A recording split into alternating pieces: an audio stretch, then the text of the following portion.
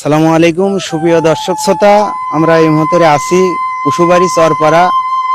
এখানে পাশাপাশি মালটা, ড্রাগন, লিচু অনেক প্রজাতির ফল এখানে চাষ করেছে। এগুলো দেখানোর চেষ্টা করছি আমি মোহাম্মদ শফিকুল ইসলাম। প্রতিনিয়ত কৃষিও যারা কাজ করে তাদের বিষয়, তাদের দুঃখ কষ্ট, ভালো লাগা ভালোবাসা, এই কিছু কথাগুলো তুলে ধরার চেষ্টা করি।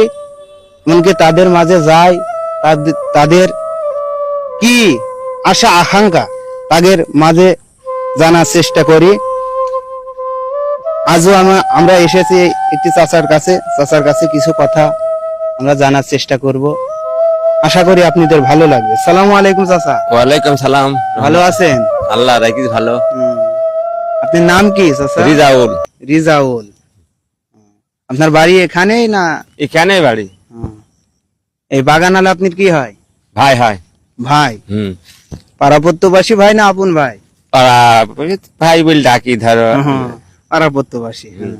এখানে আপনি মানে তিনি নিয়োগ দিয়েছেন, এখানে আপনি কাজ করেন? হ্যাঁ, নিচু বাগান দেখাশোনা করি সব।